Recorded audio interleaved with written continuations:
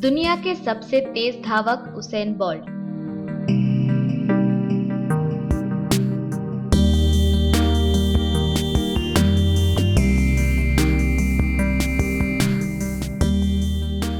नमस्कार दोस्तों, स्वागत है आप सभी का हमारे चैनल स्पोर्ट्स न्यूज में, जिसमें हम दुनिया भर के खेल और उनसे जुड़े मशहूर खिलाड़ियों की रोचक जानकारी, राज और कहानियां सबसे पहले आप तक पहुंचाते हैं। इसीलिए हमारे चैनल को अभी सब्सक्राइब करें और इस वीडियो को आखिर तक जरूर देखें। तो दोस्तों, बगैर समय गवाए शुरू करते हैं। यकीनन दुनिया के सबसे प्रतिभाशाली एथलीट उसेन सेंट लियो बोल्ट। इन्होंने 2016 के रियो ओलंपिक में ट्रिपल गोल्ड मेडल जीतकर इतिहास रचा था। उन्होंने लगातार 3 ओलंपिक्स में 3 गोल्ड मेडल जीते हैं। अपनी इसी जीत को उन्होंने 2012 के लंदन ओलंपिक खेलों में भी बरकरार रखा और गोल्ड मेडल जीतकर अपना नाम विश्व इतिहास की किताब में दुनिया के सबसे तेज धावक के रूप में दर्ज किया। अपने 30वें जन्मदिन के एक दिन पहले ही 2016 के रियो ओलंपिक खेलों में उन्होंने गोल्ड मेडल जीतकर अपनी जीत का तिहरा पूरा किया और विश्व के इतिहास में ऐसा करने वाले पहले खिलाड़ी भी बने। उसेन बोल्ट की बायोग्राफी।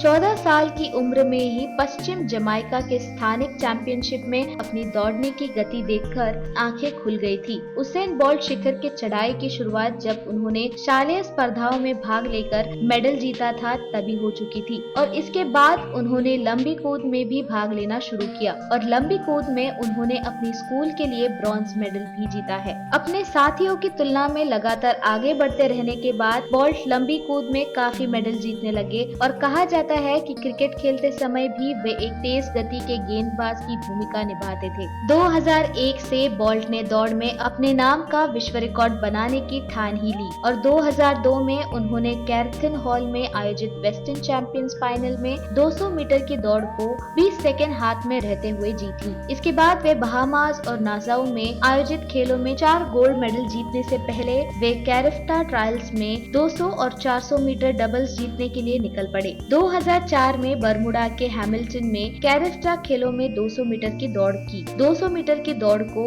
19 सेकंड में पूरा कर उन्होंने वर्ल्ड जूनियर रिकॉर्ड तोड़ा, लेकिन इसके बाद घुटने की चोट की वजह से बोल्ट के दौड़ने की तेजी कम हो चुकी थी। फिर भी फाइनलैंड में 2005 में IAAF वर्ल्ड TNF चैंपियनशिप में उन्होंने हिस्सा लिया। ठंडे मौसम और चोट की वजह से वहाँ वे अच्छा प्रदर्शन नहीं कर पाए। इसके बाद 2006 में ऑस्ट्रेलिया में आयोजित कॉमनवेल्थ खेलों में 400 मीटर की दौड़ में IAAF की हाई परफॉर्मेंस टीम की तरफ से प्रदर्शन करते हुए उन्हें एक और घुटने की चोट लग गई और इससे उनके करियर में एक और बदलाव आया। कुछ समय बाद किसी तरह से वे ठीक हुए और उसी साल 200 मीटर की दौड़ को 19 सेकंड में पूरा कर उन्होंने अपने व्यक्तिगत रिकॉर्ड बनाया और जर्मनी के स्टॉगर्ट में आयोजित IAAF world cup of athlete में 200 मीटर की दौड़ में दूसरे स्थान पर काबिज रहे। 2007 साल उनके लिए रिकॉर्डों को तोड़ने वाला साल साबित हुआ। इसी साल उन्होंने 30 साल पुराने 200 मीटर की दौड़ वाले जमाइशियन रिकॉर्ड को तोड़ा और जमाइशियन सीनियर TNA चैंपियनशिप को